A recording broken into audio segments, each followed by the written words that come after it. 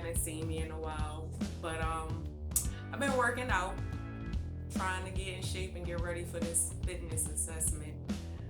I'm kind of nervous, but I think I'm gonna do well.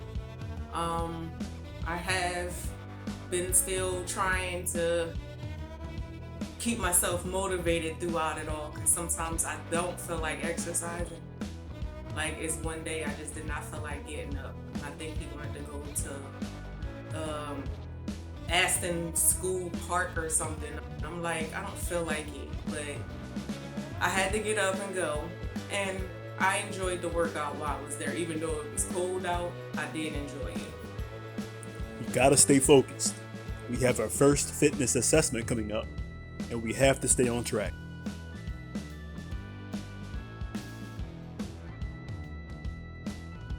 So he had me getting up, going out into the freezing cold exercising. I did not want to go.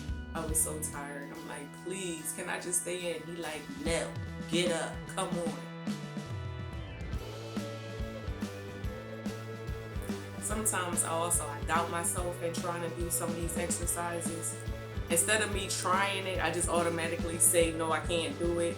But when I do try, I see that I can do it. Even though I might not do it correctly or as well as I could, but that's where the practice makes perfect come in. Practice. And now we're talking about practice. As the old saying goes, practice does make perfect. In order to perfect your form during workouts, you must endure some trial and error. Just be patient, and through repetition, your performance will get better.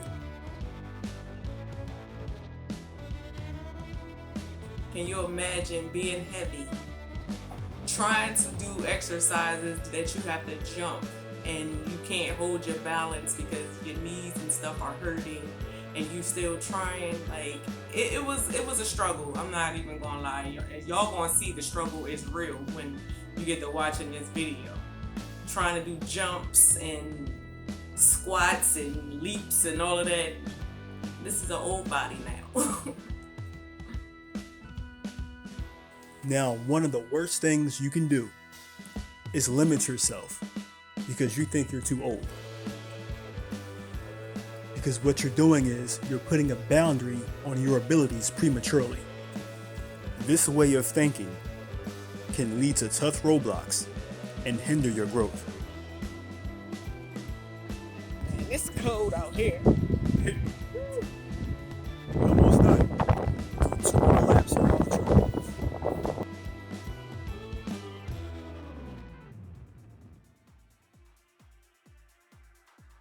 Now, before we wrap this up, we're going to take this way back to school and knock out some suicides. Man, and doing the suicides, that was like murder right there. I haven't done suicide since I was probably like in middle school. So just doing that again as an old woman at 40, I can't say I'm old though, but as a woman that's 40, like, and heavy, trying to run and do suicides, like, I started getting confused about the lines I was supposed to be stopping at. So yeah, it was fun though, but it was crazy. Now here she goes again, pulling up that old lady excuse again, which is absolutely not true.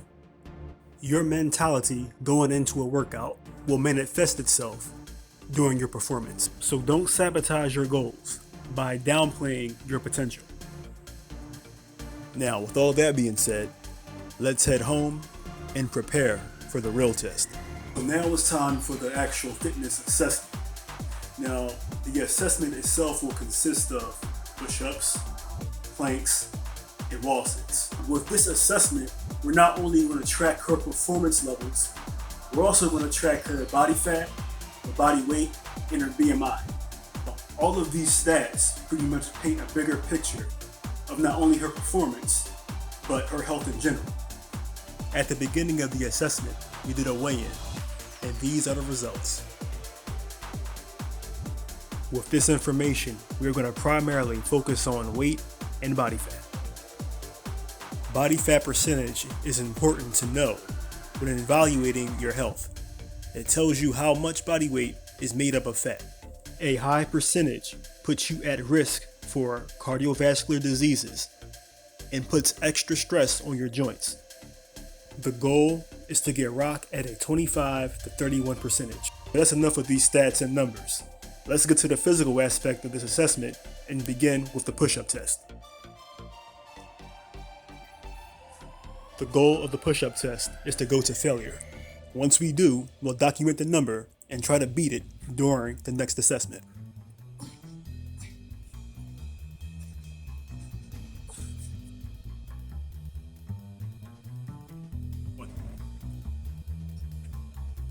The same rule applies for the plank test. She will hold the plank as long as she can, and during the next assessment, we'll try to beat that record.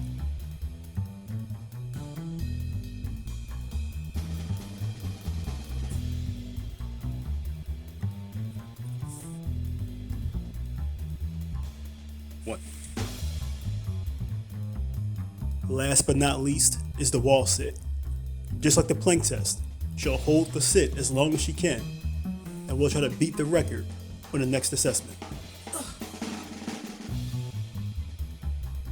Okay, so that wraps up our first assessment. Now, we're gonna make this a habit. So every month going forward, we're gonna, do this again. And I'm looking forward to sharing with you guys these results, because the most important thing to do in our fitness journey is document the progress as we go along. We still have a lot of work to do, but we'll get there. This is only the beginning. All right? So until then, you guys be safe, stay blessed.